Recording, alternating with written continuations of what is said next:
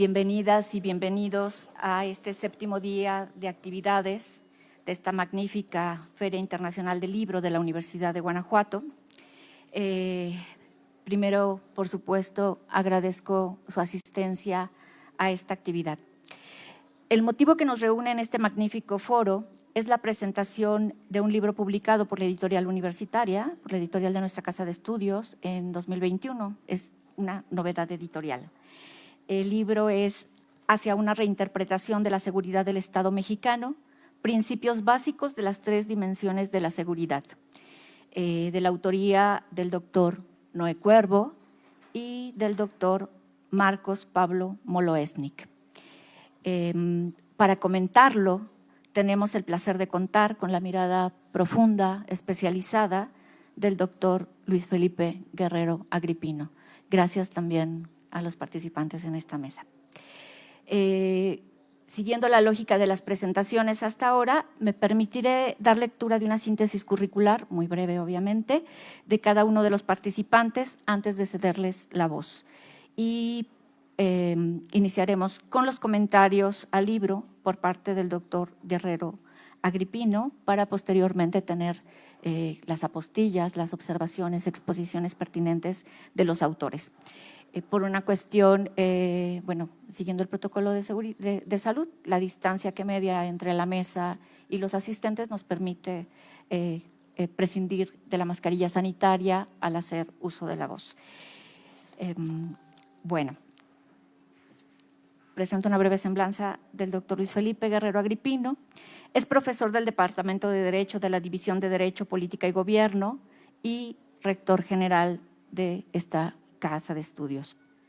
Investigador nacional nivel 1 del Sistema Nacional de Investigadores, doctor en Derecho Penal por la Universidad de Salamanca, académico correspondiente de la Academia Mexicana de Ciencias Penales, autor de 9 libros, coautor de un par más y ha coordinado 10 obras jurídico-penales y libros colectivos.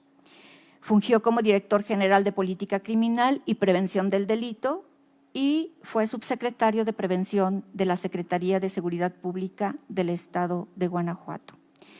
Sin más, doctor, le cedo la voz para seguir con los comentarios de los autores. Muchas gracias, muy buenas tardes. Gracias por la invitación para estar en este instante en la presentación del libro Hacia una reinterpretación de la seguridad del Estado mexicano, principios básicos de las 3 dimensiones de la seguridad. Y agradezco mucho la confianza de los autores, el doctor Noé Cuervo y del doctor Marcos Pablo Moloesnik, que lo hagan porque, mi perfil no es este, yo soy profesor de Derecho Penal. Entonces, nuestro objeto de estudio es distinto. Nosotros abordamos, y sobre todo en el caso mío, la parte teórica de la teoría del delito, es decir, nosotros nos dedicamos al estudio del drama penal en su máxima expresión, es decir, cuando ya ocurrieron los delitos. Y cuando nosotros estamos en posibilidades de visualizar si se da o no se da un delito. Eso es lo que hacemos los que nos dedicamos al estudio del derecho penal. Y este libro tiene un panorama, desde luego, mucho más amplio, mucho más integral en torno al gran drama que se vive en el ámbito de la seguridad en un contexto general. Desde mi punto de vista, este libro tiene grandes bondades. Una de ellas, la capacidad de síntesis. Yo recomendaría este libro para una aproximación a la comunidad estudiantil, para los mandos policiales, incluso para los cuerpos policiales y de seguridad en su contexto general. Esa es la bondad del libro. Ayer decíamos que cada libro tiene sus particularidades. También, si se me permite hacer un comercial, creo que este libro vendría a ser como una continuación del libro que presentamos ayer. Casi sería como la continuación natural, inmediata. Presentamos el libro de ayer que tenía un gran menú de posibilidades y este aterriza ya algo, pero también rescata también rescata algo de lo que en la obra que ayer presentamos, algunos de ustedes no estuvieron en la presentación del libro de ayer, no, bueno, ni modo, pero algo de lo que ayer presentamos fue precisamente el gran tema de la seguridad en México y un análisis especial de 2018 a 2021. Y este libro viene a ser esa continuación. A ver, y de nueva cuenta, y tiene mucho que ver con la formación de los autores y con la contribución académica que ambos han hecho. Yo conozco al doctor Marcos Pablo Molesnik desde hace muchos años, ya van como más, casi no sé cuántos años, Marcos Pablo, y en un debate justamente sobre seguridad, era justamente en la Feria Internacional del Libro de Guadalajara, donde se abrió un gran debate, aquel concepto, recuerdas, de seguridad humana, y que se abrió un gran debate sobre la seguridad. Bien, y algo que ha insistido mucho, esa gran falta de precisión de lo que es seguridad nacional, seguridad pública y esta parte intermedia que proponen los autores, que en estricto sentido no debería existir, que es la seguridad interior. Y entonces se confunde. Y la gran tragedia es que cuando se confunden seguridad nacional, seguridad interior y seguridad pública, el tema no es solamente de orden conceptual. Qué bueno fuera que la confusión solo fuera conceptual y sirviera para que escribiéramos libros y los presentáramos. Hasta ahí todo estaría bien. O no tan bien, pero por lo menos no sería tan dramático. La cuestión está en que al no tener claridad de los tres ámbitos, incluso del origen propio de lo que es la seguridad nacional, luego su confusión con seguridad interna o seguridad interior y lo que es seguridad pública, el problema está en que las políticas que se orienten hacia cada ámbito pueden ser fallidas. Y esto nos puede llevar a extremos muy, muy desafortunados, que se traducen, por ejemplo, o en violaciones de derechos humanos, o bien se pueden traducir en un debilitamiento del Estado propiamente dicho. Ese es el gran drama que se vive al no tener este marco de diferencia entre seguridad nacional, seguridad interior y seguridad pública, y que tiene que ver, además de las políticas que se construyen, cómo la naturaleza de los órganos policiales o las Fuerzas Armadas se van orientando hacia el tratamiento de cada uno de estos ámbitos.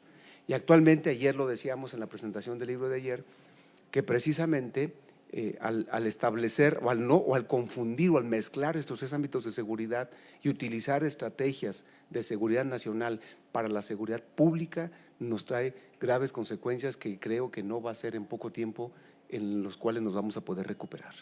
Yo no creo que esto nos tarde poco tiempo en recuperarnos. Ese es el gran problema, ese es el gran problema. De este libro me encantó un cuadro que tiene donde de manera muy precisa dicen esto es seguridad nacional, esto es seguridad interior, esta es seguridad pública. También el libro nos ofrece lo que ellos llaman fichas de trabajo. Me gustó la técnica. En algunos trabajos de investigación nosotros lo que hacemos es describir un marco teórico, profundizar un marco teórico, y para ello utilizamos previamente unas fichas, o sea, la tecnología que utilicemos es otra historia, pero utilizamos fichas para entendernos mejor y para poder explicar lo que en poco texto podemos decir. Y a partir de ahí construimos nuestro marco teórico con aparato crítico.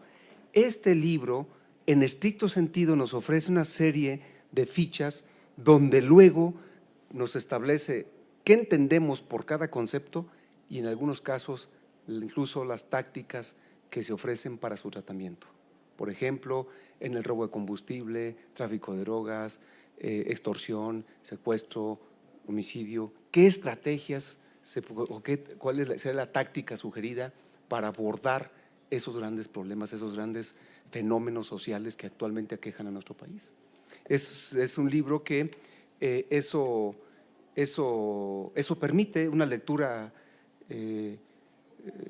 muy sencilla, donde nos establece la expresión delictiva, puntos decisivos y táctica, así, en un poco texto. Creo que es altamente recomendable, reitero, para todos los públicos. Sí lo sugeriría mucho para los mandos policiales, yo lo sugeriría muchísimo para los mandos policiales, para tener una aproximación. Algo que en ocasiones sucede, y eso me he percatado, con todo respeto lo digo, es que en ocasiones se hacen cursos y cursos y cursos y cursos para los cuerpos policiales y queremos darles un marco teórico muy profundo que no lo van a aplicar. Y ellos lo que quieren es que les digamos las cosas de manera digerible, porque ellos están en la operatividad, están en el día a día. Déjenlo a los académicos que estamos acá en los cubículos y haciendo una serie de cosas. Está bien, pero ellos hay que darles ya los elementos para la mejor aplicación. Creo que en eso debemos incidir. Algo también de lo que publicábamos ayer, yo lo traigo también a cuenta, cómo en ocasiones los llenamos de instrumentos, por ejemplo, protocolos de actuación para el uso legítimo de la fuerza, sin más que luego resulta que todos esos protocolos van en sentido contrario con el Código Penal o con el Código Nacional de Procedimientos Penales, nada más. Entonces exigimos al policía que cumpla sus protocolos, cumple el protocolo y cuando lo opera, pues entonces este policía va a tener problemas que se pueden traducir en que se le va a procesar penalmente porque no se le dieron los elementos precisos para su actuación. Estas son las bondades del libro hacia una reinterpretación de la seguridad del Estado mexicano. Lo recomiendo ampliamente. Es de fácil lectura, de gran comprensión e invita a profundizar, que creo que todo buen libro eso debe tener, esa sensación que a uno le deja de que algo vendrá después y seguramente algo harán después. Digamos, hablando en términos muy contemporáneos, que estamos hablando de la primera temporada de hacia una reinterpretación de la seguridad del Estado mexicano. Que vengan muchas más. Muchas felicidades a los autores. Gracias.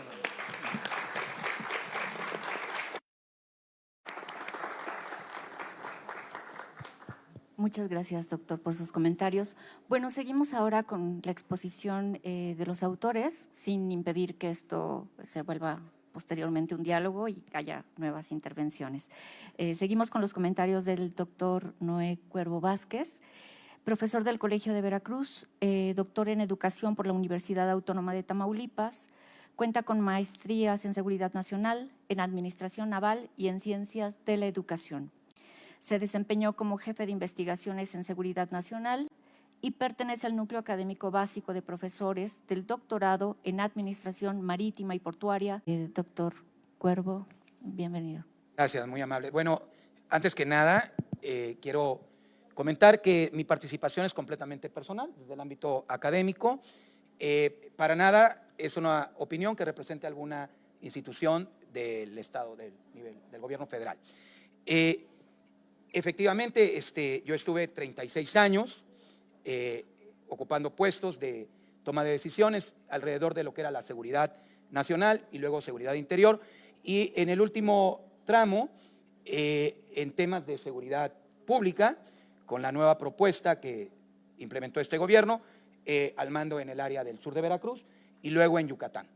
Sin embargo, tuve la oportunidad de involucrarme en el ámbito académico, en la institución donde trabajé los 36 años, fue la que me envió para estudiar el doctorado en educación, y a partir, o sea, con el objetivo final de que al término diseñara y coordinara el primer doctorado en defensa y seguridad nacional que hay en América Latina, y estuve el año de la definición, el diseño y luego el año de la primera coordinación, y ahí es que me involucré en el tema de seguridad nacional.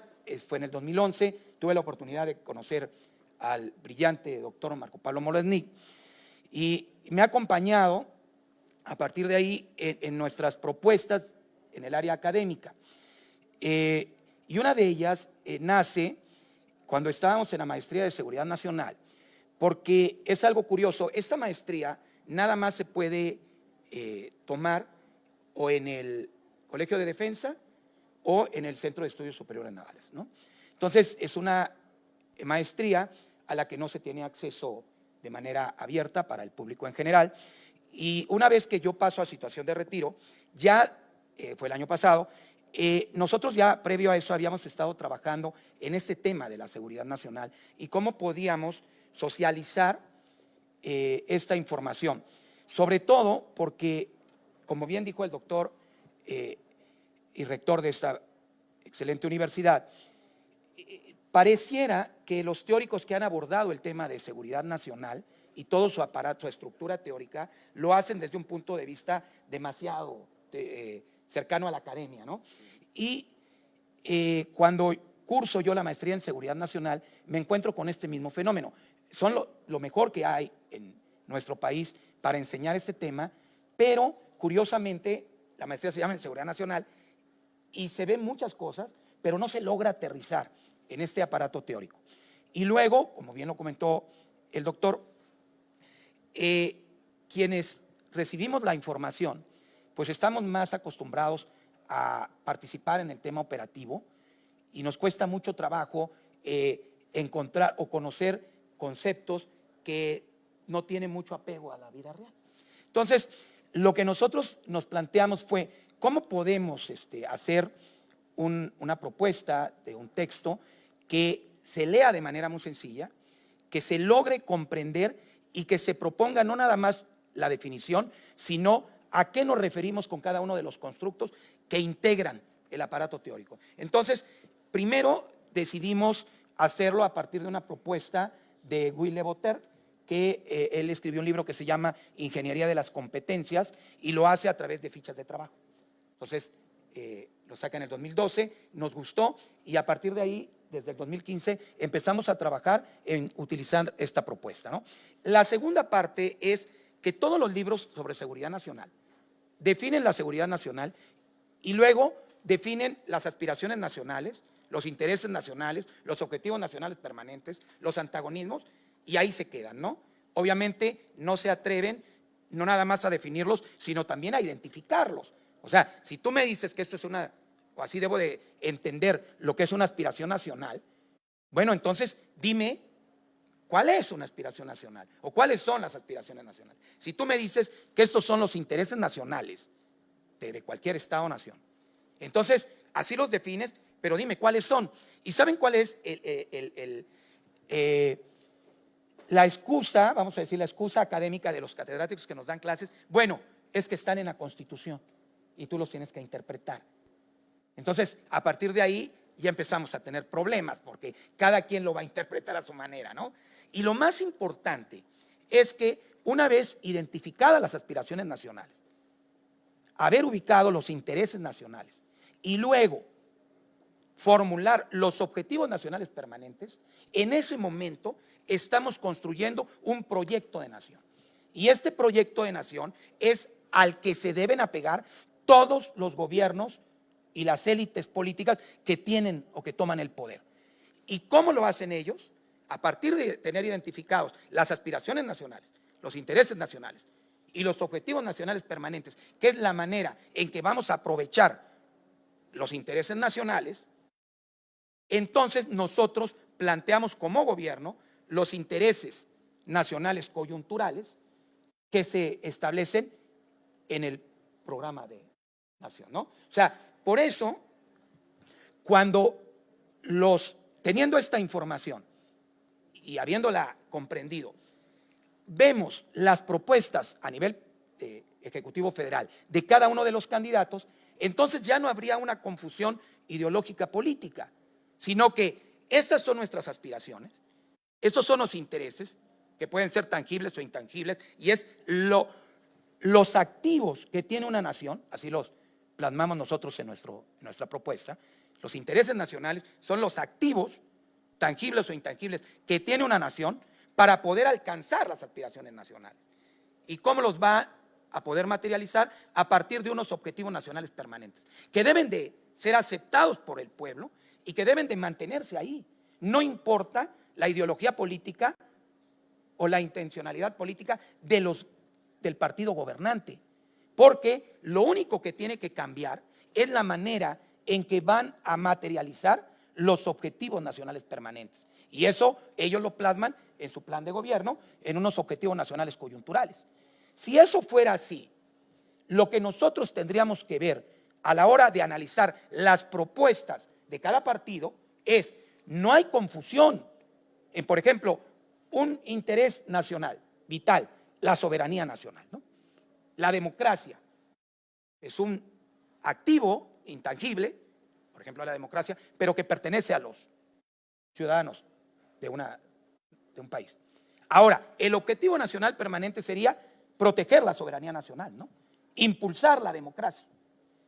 La diferencia de cada partido sería cómo lo vas a hacer. O sea, tú, candidato de un partido de izquierda, dime cómo vas a proteger la soberanía nacional. Y ahí es donde cambian los matices, porque un partido de un sentido lo va a hacer de una manera y un partido de otro sentido lo hará de otra manera. Pero teniendo bien identificados esta estructura que le da sentido a un proyecto de nación, entonces nosotros podremos analizar y seleccionar a lo que mejor se apegue a la manera en que nosotros creemos que va a llegar. Y esto es algo muy curioso. Los americanos ya lo tienen. Por eso hay esa frase muy coloquial que dice, los Estados Unidos no tienen amistades, los Estados Unidos tienen intereses, porque los tienen bien claro. Entonces, lo que hacemos en este libro, en una primera parte, es definirlo así. Definir primero lo que es la seguridad nacional, que nosotros la proponemos como una condición de equilibrio dinámico entre las acciones del Estado y los antagonismos a las aspiraciones nacionales. A partir de ahí nos vamos nosotros decantando por identificar cuáles son las aspiraciones nacionales y luego definirlas y luego identificarlas. ¿Cuáles son los intereses nacionales? ¿Cuáles son los objetivos nacionales permanentes? Y luego, ¿cuáles son los antagonismos? O sea, lo que se opone al alcance de las aspiraciones nacionales. Y lo separamos en tres grandes áreas: los factores potenciadores, las amenazas y los riesgos. Y no nada más los definimos, sino también los identificamos. O sea, en este libro se va haciendo una lectura y se va conociendo nuestra propuesta teórica de definición y luego lo que nosotros proponemos como aspiraciones, intereses, etcétera, etcétera, hasta los antagonismos. Y aquí los factores potenciadores, pues es lo que da origen, evidentemente, ¿no? Las grandes desigualdades, el cambio climático, etcétera, etcétera. Pero la pobreza extrema, pero también identificamos cuáles son las amenazas a la seguridad nacional, a la seguridad interior y a la seguridad pública, y cuáles son los riesgos.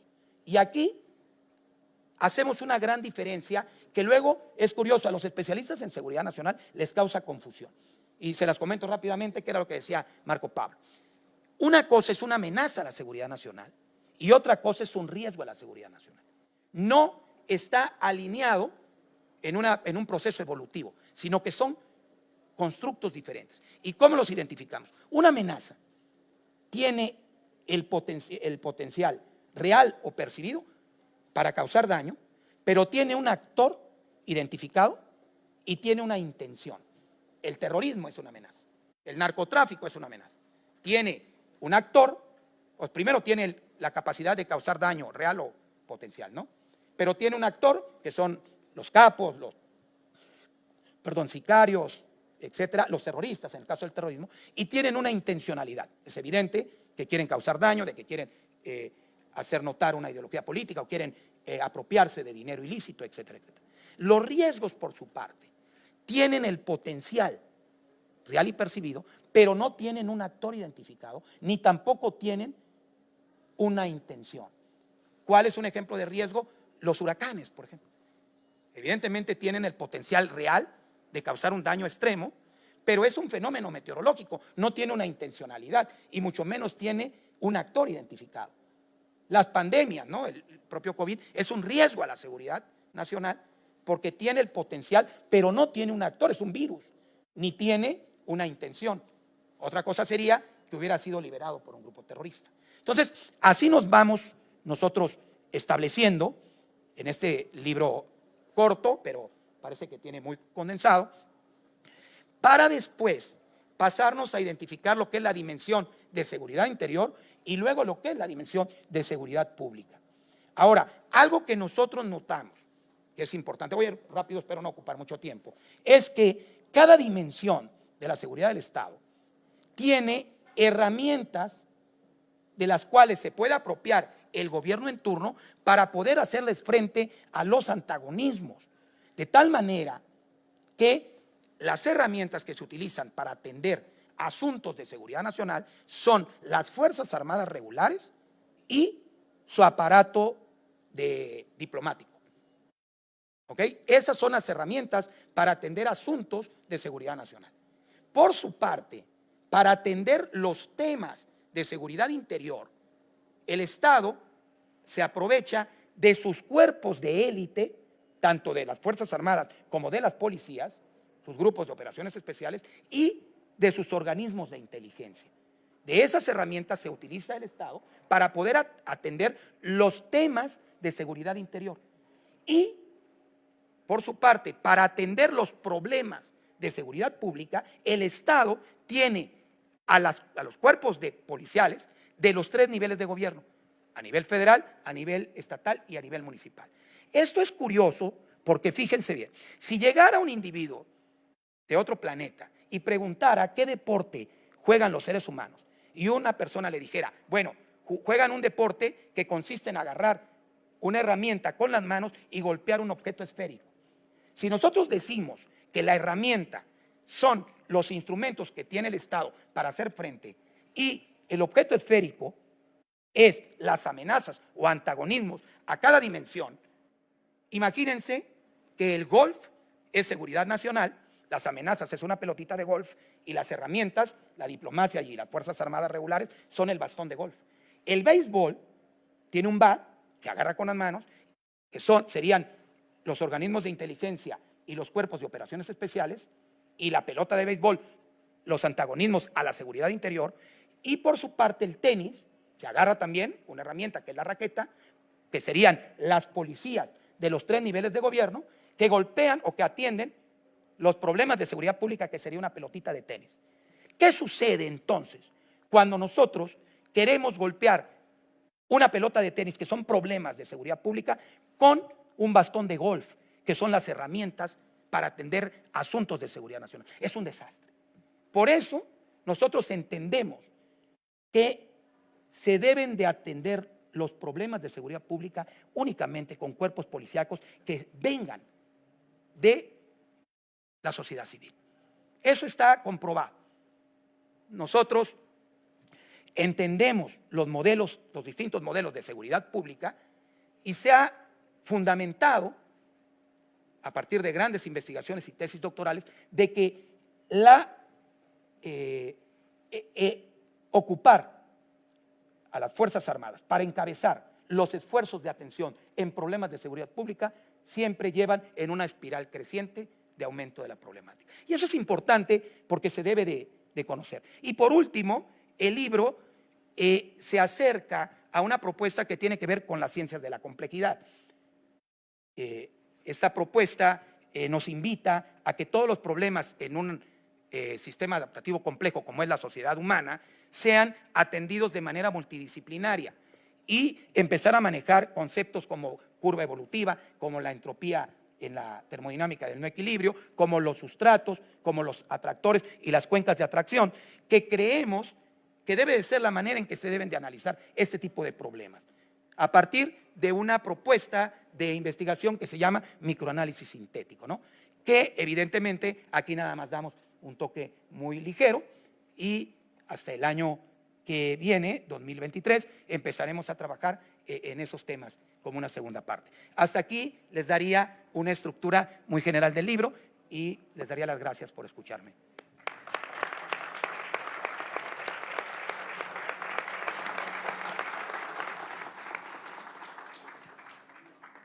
Muchas gracias, doctor. Bueno, seguimos entonces con los comentarios, ahora del doctor Marcos Pablo Molesnik. El doctor Molesnik es profesor investigador titular del Departamento de Estudios Políticos, Centro Universitario de Ciencias Sociales y Humanidades de la Universidad de Guadalajara. Es investigador nacional nivel 2 del Sistema Nacional de Investigadores. Es el primer académico no estadounidense en ser acreedor del premio William J. Perry a la excelencia en educación en seguridad y defensa en la categoría individual por parte del William J. Perry Centro Hemisférico de Estudios de Defensa, dependiente de la Universidad Nacional de la Defensa de Washington, D.C. Muchas gracias. Y muchas gracias, muy buenas tardes. Miren, en primer lugar, quisiera dejar constancia de nuestra más sincera gratitud a la Universidad de Guanajuato, que en definitiva es de las pocas instituciones de educación superior en México que responde ante lo que nosotros consideramos es a la vez el principal problema y amenaza para la sociedad mexicana, que es la violencia endémica, tal como la define la Organización Mundial de la Salud. En segundo lugar, bueno, quiero decir que si se fijan ustedes, esta pequeña obra es de color verde oliva, ¿no? Esperemos en una segunda edición que sea de color azul, porque la génesis, tal como lo puso de manifiesto quien me antecedió en el uso de la voz, el principal autor, Noé Cuervo, tuvo, digamos, su origen en el Centro de Estudios Superiores Navales, ¿no? Ahí comenzó un poco, ahí rastreamos un poco el origen y la inquietud de este libro. En tercer lugar, quiero retomar un poco ese ideal, por decirlo de alguna manera, que nos acaba de presentar Noé, ¿no? Es decir, cuando hay una contienda electoral, los partidos políticos deben presentar una plataforma político-electoral, que sería ese proyecto coyuntural al que él hizo referencia. Bueno, yo les quiero contar rápidamente una anécdota que creo que es pertinente. El IFE, poco antes del proceso electoral que llevó al actual mandatario a la primera magistratura, el Instituto Federal Electoral llevó a cabo ejercicios justamente en diversas universidades sobre propuestas sectoriales de esa plataforma político-electoral. Y a nosotros nos tocó en la Universidad de Guadalajara, en el marco del Paraninfo, que los partidos políticos presentaran propuestas en materia de seguridad en sus diferentes dimensiones y derechos humanos.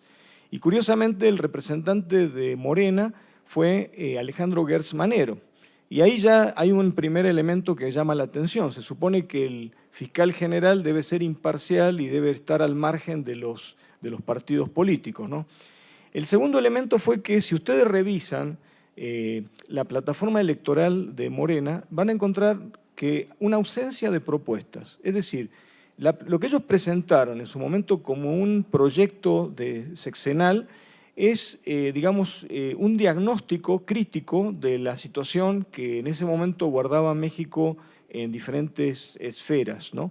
Pero no había propuestas concretas. Yo creo que acá la historia se encargará de pasarle la factura al entonces Instituto Federal Electoral, porque evidentemente se verificó un incumplimiento de la normativa vigente ante la ausencia de propuestas, de un proyecto vamos a decir, coyuntural, siguiendo la terminología de Noé Cuervo. Bien, yo quisiera aprovechar un poco, porque la verdad es muy completa quienes me antecedieron en el uso de la voz, yo quisiera concentrarme un poco en el tema de seguridad interior, ¿no? ¿Por qué? Porque esto ha generado, efectivamente, ¿no? Tal como el doctor Luis Felipe Guerrero Agripino lo puso de manifiesto, en materia de seguridad lo peor que puede ocurrir es que nos encontremos ante un escenario caracterizado por la ambigüedad, porque la ambigüedad deja expedito el camino al quebrantamiento o violación de los derechos fundamentales. Entonces aquí el problema es que en el artículo 89, fracción sexta de la Constitución Política de los Estados Unidos Mexicanos, se faculta al presidente de la República, en su calidad de comandante supremo de las Fuerzas Armadas, dice, para disponer de la Fuerza Armada Permanente de la Nación para la seguridad interior y la defensa exterior de la Federación. La Constitución, sí, la Ley Suprema de la Nación, entonces, consagra 3 categorías de seguridad en México, que son seguridad nacional, que también es en el mismo artículo 89, fracción sexta, nada más que aquí es una obligación del presidente de velar por la seguridad nacional, dice textualmente nuestra Carta Magna en los términos que establece la ley, que es la ley reglamentaria y la Ley de Seguridad Nacional. El artículo 21 constitucional está plasmado en la seguridad pública, hay también una ley reglamentaria, que es la Ley General del Sistema Nacional de Seguridad Pública. Pero entonces aquí, tratándose de la seguridad interior, el problema es que estamos ante una laguna jurídica, un vacío legal, porque no existe una ley reglamentaria. Además, el término seguridad interior es un legado histórico, es que el constituyente de Querétaro dejó o mantuvo, conservó de las sucesivas constituciones decimonónicas, ¿no? Es decir, constituciones del siglo XIX. Entonces, bueno, nosotros evidentemente en este libro tratamos de dar una interpretación de qué es lo que entendemos por seguridad interior. Nosotros consideramos que es, digamos, aquello que puede afectar el libre desarrollo de un Estado-nación, que tiene que ver, por ejemplo, con lo que en el caso de la República Federal de Alemania es su agencia de inteligencia o servicio de inteligencia interior que se denomina de defensa de la Constitución. Es decir, que guardaría un poco correspondencia con ese espíritu, ¿no? Es decir, preservación del Estado de Derecho, del sistema democrático de gobierno, de la pluralidad política y todo aquello que garantice el libre desenvolvimiento, el libre desarrollo del Estado-nación, como un Estado soberano, ¿no? Entonces, digamos que también es interesante la doctrina que desde el año 1993 viene desarrollando el Comité Internacional de la Cruz Roja, porque curiosamente las amenazas a la seguridad interior son cada vez más comunes en el escenario estratégico de América Latina, incluyendo México. Es decir, es lo que el Comité Internacional de la Cruz Roja denomina otras situaciones de violencia, y su nomenclatura es OSB, otras situaciones de violencia. Hay un documento que generó el Comité Internacional de la Cruz Roja, que se lo recomiendo ampliamente, que se titula Violencia y uso de la fuerza, donde ellos, digamos, recogen todos los esfuerzos que han venido llevando a cabo de manera sistemática desde el año 1993. Y ellos definen otras situaciones de violencia como actos aislados y esporádicos de violencia, como una especie de zona gris entre la guerra y la paz. Entonces, como no es un conflicto armado, está por debajo, digamos, del umbral de violencia, de intensidad de la violencia de un conflicto armado, como por ejemplo el actual entre Ucrania y la Federación Rusa. Entonces no se aplica el derecho internacional humanitario o derecho internacional de los conflictos armados. Pero generalmente es una situación tal que rebasa las capacidades de las fuerzas policiales o de los cuerpos de seguridad pública.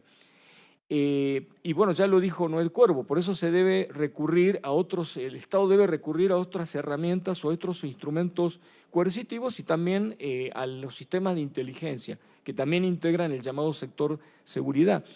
Pero entonces, aquí digamos que lo que se presenta entonces es, ¿qué es lo que se aplica entonces? Dice, bueno, el propio comité dice, bueno, lo que no se puede aplicar el derecho de la guerra, como se sigue conociendo en el ámbito castrense, es decir, el derecho internacional humanitario, que son las leyes y costumbres de la guerra, pero lo que se aplica entonces es el derecho interno de cada Estado y se aplica el derecho internacional de los derechos humanos. Esto es muy importante, incluso se aplica lo que se conoce como el soft law, como por ejemplo el código de conducta para funcionarios encargados de hacer cumplir la ley. Si nosotros echamos un ojo a lo que ha pasado en América Latina desde hace 5 años por lo menos, manifestaciones frente a la ausencia o a la debilidad de canales de comunicación entre el pueblo en su calidad de soberano y el gobierno en turno, que por ejemplo en el caso de Chile ha llevado a la integración de un Congreso General Constituyente para darse una nueva ley suprema, una nueva constitución. Entonces, bueno, y la respuesta del Estado, que generalmente es una respuesta violenta para restablecer la tranquilidad, el orden público y la paz social, evidentemente cada vez es más común y será cada vez más común estos escenarios signados por otras situaciones de violencia. De manera tal que entonces la seguridad interior cobra una importancia, una relevancia y una pertinencia innegable. Entonces, esto es en parte lo que yo quería comentarles sobre este libro. Nosotros justamente lo que tratamos es de llenar esta laguna jurídica o vacío legal, donde de alguna manera esto también refleja la responsabilidad del Congreso de la Unión, ¿no? Porque evidentemente, digamos, los recursos por definición son escasos y de uso alternativo. Y uno se pregunta entonces, bueno, ¿y eso qué te obliga? Te obliga a establecer prioridades o jerarquías, ¿no? Es decir, a jerarquizar cuáles son los asuntos críticos a los cuales se les debería dar respuesta. Y si uno observa o da seguimiento a los temas que hoy se debaten en el Congreso de la Unión, cuando justamente hay un vacío legal en un asunto tan importante como es la seguridad interior, uno se pregunta, bueno, ¿cuáles son esas prioridades de nuestro poder legislativo, ¿no? Y bueno, yo la verdad quisiera cerrar pues invitándolos a que compren el libro, porque también lo que es cierto es que estamos frente a un escenario de drástica reducción de recursos financieros para las instituciones de educación superior y bueno, también digamos la universidad necesita también tener ingresos propios.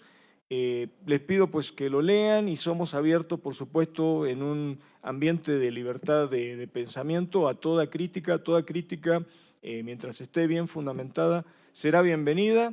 Y nuevamente, todo nuestro reconocimiento a la Universidad de Guanajuato, porque en definitiva las instituciones de educación superior, su contribución frente al problema de la inseguridad, de la violencia, de la delincuencia organizada, es a través de la generación de conocimiento, la formación de recursos humanos de alto nivel y la extensión universitaria. Muchas gracias.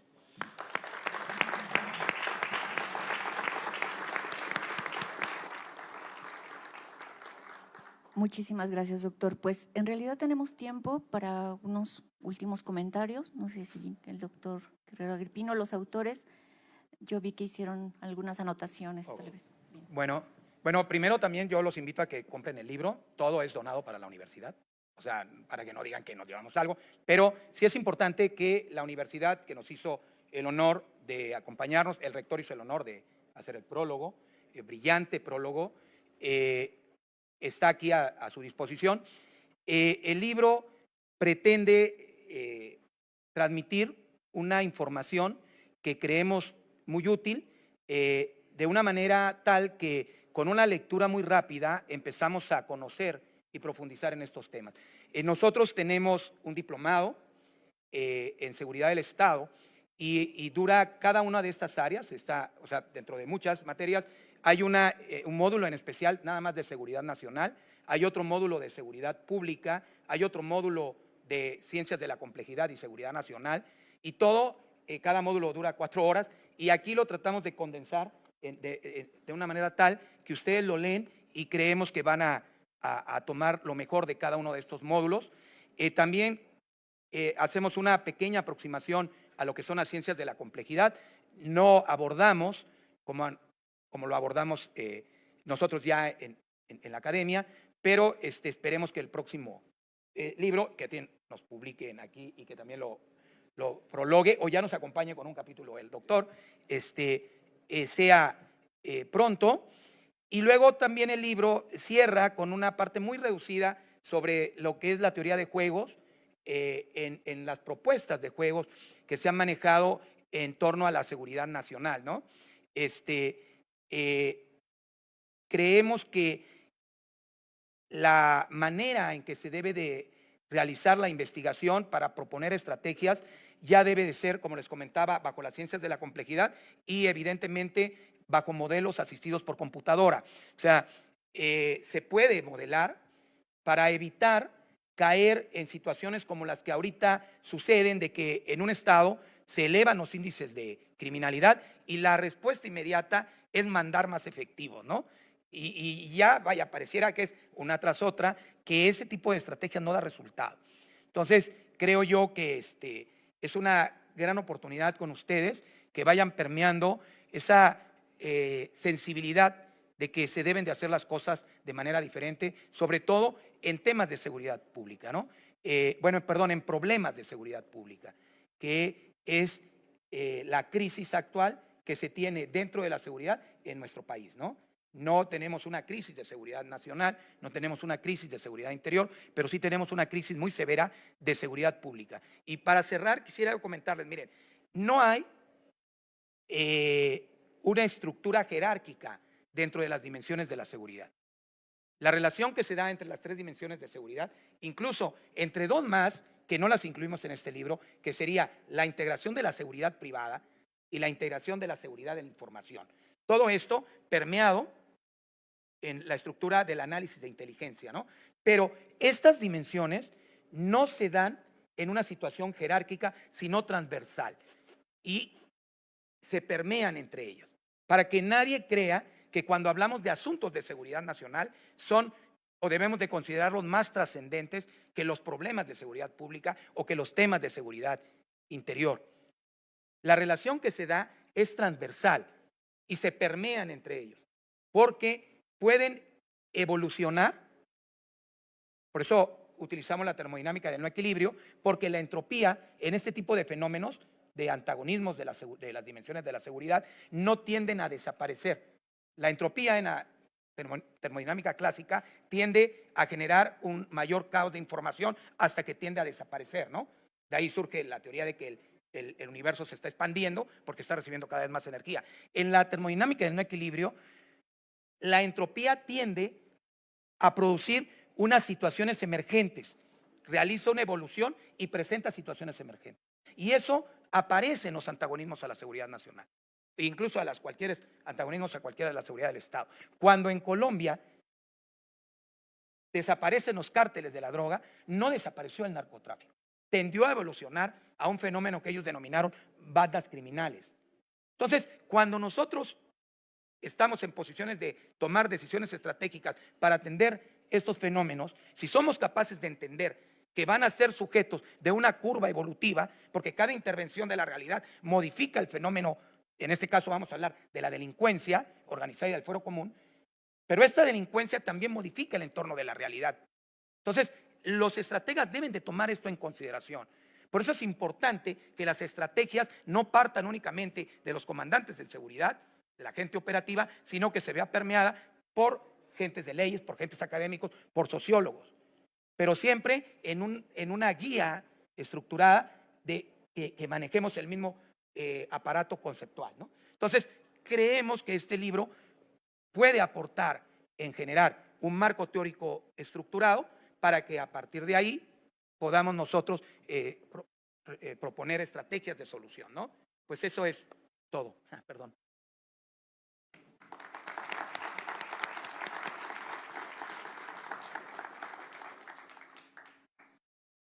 Bueno, yo lo que quiero decir es que en el año 1996, en un lugar llamado Williamsburg, Virginia, en Estados Unidos, el entonces titular del Departamento de Defensa de Estados Unidos, William J. Perry, convocó a lo que se iba a convertir en un mecanismo de diplomacia paralela, que fue la primera conferencia de ministros y secretarios de Defensa de las Américas.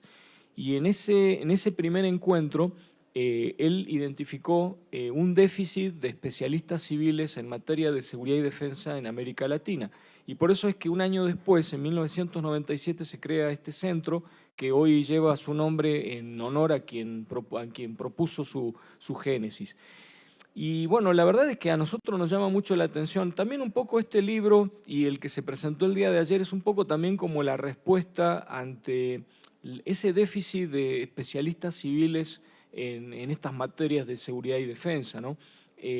Tal vez las propias universidades somos, siendo autocríticos, responsables en parte de esta situación, porque no obstante de que se presenta este problema de seguridad, de tranquilidad, de orden público, de paz social, son pocas las universidades que ofrecen una oferta académica en estas materias, ¿no? También quiero yo comentar algo que ayer estábamos discutiendo con Noé, ¿no? Que es el tema de los derechos humanos, porque bueno, finalmente lo que subyace detrás de todo esto son los derechos humanos, ¿no? Y la verdad es que nos da la impresión, pero también es una apreciación muy personal, ¿no? De que hay se presenta una desnaturalización de los derechos humanos, una mala interpretación de los derechos humanos, ¿no? Inclusive desde el punto de vista del derecho penal, del bien jurídico protegido, ¿no? Es decir, también en los derechos humanos hay una jerarquía, ¿no? Sabemos que en el vértice de la pirámide está el derecho a la vida, porque mantenerse vivo es la condición para el goce del resto de los derechos humanos. Sin embargo, muchas veces, por ejemplo, un juez en materia penal pone o antepone, por ejemplo, ciertas garantías o procedimientos sobre la preservación del derecho sagrado a la vida, ¿no? O a la libertad, que es otro también derecho que para mí está en lo más alto del escalafón o de la pirámide, ¿verdad? Y también decíamos que lamentablemente también los derechos humanos se han convertido en un buen negocio, ¿no? Es decir, hay asociaciones civiles, organizaciones de la sociedad civil, organizaciones no gubernamentales que medran o viven de los derechos humanos, ¿no? Tienen utilidades, inclusive demandan al Estado mexicano o a cualquier otro Estado, obtienen indemnizaciones millonarias y ahí siguen navegando, como diríamos en términos decimonónicos y navales, con patente de corso, ¿no? Incluso yo comentaba una experiencia que tuve en Colombia hace unos años, donde la Premio Nobel de la Paz, Rigoberta Menchú, ella tiene una fundación en Guatemala que la maneja el sobrino, y ella te cobra. Es decir, si tú le invitas a un evento, tú tienes que presentarle exactamente qué es lo que va a hacer y en base a eso te cobra. Yo recuerdo que un grupo de jóvenes auxiliares del Congreso se quiso sacar una foto con ella y ella se apartó, porque eso no estaba contemplado dentro de los honorarios y de ese programa, ¿no? Entonces, yo, en definitiva, lo que quiero decir es que más allá de la tensión que en todo Estado-nación se presenta entre la legalidad y la realidad, que muchas veces inclusive se convierte en una colisión, me parece que también un elemento a considerar que, bueno, no está evidentemente integrado en este libro, pero que a nosotros nos puede llevar a reflexionar es cómo se han desnaturalizado los derechos humanos. Muchas gracias.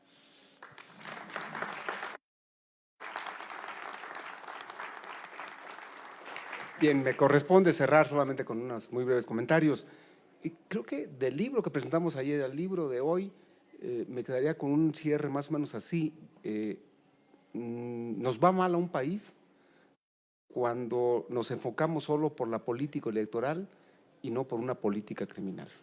La política criminal de un país debe estar por encima de las políticas electorales. No ha sucedido en nuestro país, hay que decirlo así, tal cual. Por otro lado, quiero volver a felicitar a los autores, al doctor Marcos Pablo, al doctor Noé Cuervo, por su libro y por la trayectoria que ellos tienen. Yo creo que el libro es una síntesis de su trayectoria. Tienen toda una gran colaboración académica y en el ejercicio profesional, como el caso del doctor Cuervo, en la realidad mexicana, en el contexto mexicano y de América Latina. Creo que debemos transitar más las universidades, abrirnos más a otros temas. Tenemos que ser más flexibles, más multidisciplinarios y no encajonarnos en programas y en constructos disciplinares que se traducen en una comodidad. Tenemos que abrirnos más. Considero que a partir de lo que ayer presentamos y de lo que hoy estamos presentando, podríamos luego derivar otro tipo de proyectos. Estamos aquí… bueno, me ubico en este caso como un profesor de Derecho Penal, está nuestro director de la División de Derecho, Política y Gobierno, está nuestro director del Departamento de Derecho, y está una compañera profesora, la doctora Susana, y están otros compañeros, está el secretario académico de la división, o sea, estoy en todos mis jefes, pues, como profesor. Entonces, por eso que quede claro que estamos haciendo nuestro trabajo académico, pero creo que en lo que ahora tenemos como nuestro seminario de investigaciones jurídicas, sí creo que podríamos generar una oferta de educación continua para ofrecerla a los gobiernos municipales, estatales y federales. Creo que se vale criticar, pero se vale más proponer. Todavía se vale más. Y estamos obligados. Podríamos coordinarnos y ofrecer alguna oferta de educación continua y también generar otras alternativas para nuestra comunidad estudiantil. Que nuestra comunidad estudiantil que estudia diversas disciplinas, aquí tenemos creo que mayoría de derecho en esta ocasión, abrirse más al campo del conocimiento y que el derecho es mucho más que los constructos que generamos en nuestras unidades de aprendizajes, es mucho más que eso. Por lo pronto hoy nos vamos con una gran sensación, yo en lo particular, como lector, como titular, como representante de la Universidad de Guanajuato y como profesor, me quedo con una muy, muy grata satisfacción. Ya se nos convocó a comprar el libro, bueno, a mí me lo regalaron, yo la hice, pero bueno, por favor compren el libro. Muchas gracias, buenas tardes.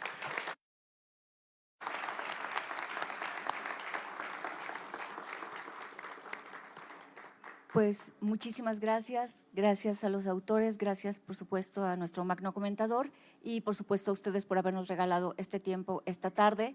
Los invitamos a seguir con las actividades, a quedarse, tienen tiempo para ir por su libro y volver. Sigue una presentación sobre acceso abierto, las publicaciones de acceso abierto de nuestra universidad. Muchísimas gracias, buena tarde.